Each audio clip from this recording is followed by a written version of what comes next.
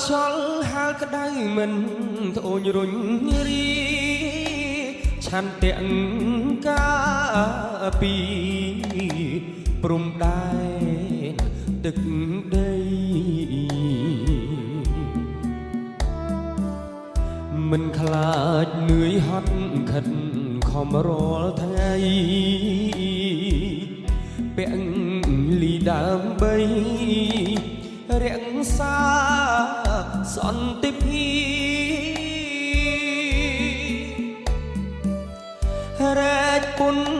រឿងជាតិឆ្ងាយប្រពន្ធកូនទួងបីត្រូវសូនក៏មិនបកក្រោយបូជាសាច់ឈាមជូនជាតិខ្មែរហើយប្រពន្ធបងអើយអូនគុំ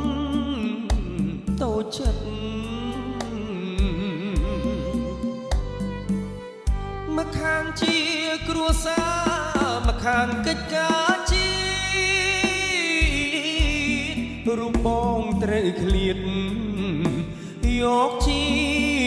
តិជាធំជូនយុបអាត្រៀតឲ្យអូនបារម្ភធ្វើម្ដេចរូបខ្ញុំពូលីងព្រំដែនអរគុណប្រពន្ធបងដ៏សែនល្អអត់ធ្មត់មកក៏យល់ដល់ចិត្តប្តីទុំបងឃ្លាតឆ្ងាយមិនដែលភ្លេចថ្លៃភារៈជាប្តីបងត្រូវរ៉ាប់រង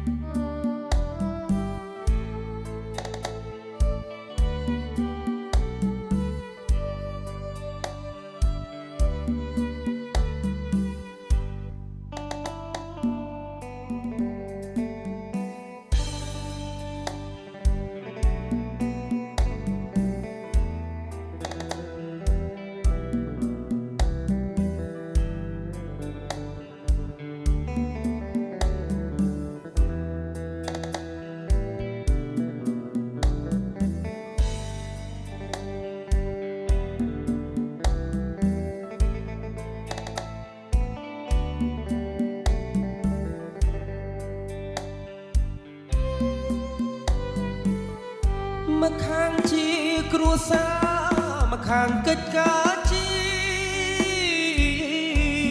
តិរូបបងត្រូវឃ្លាតយកជាតិជាធំ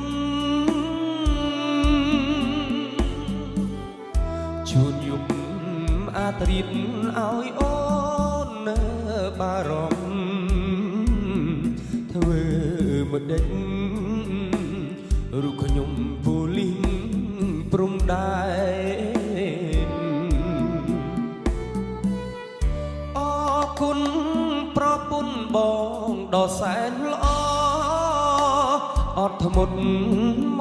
កក៏យល់ដល់ចិត្តប្តីទុំបងឃ្លាតឆ្ងាយមិនដែលភ្លេចថ្លៃភារៈជាប្តីបងត្រូវរ៉ាប់រង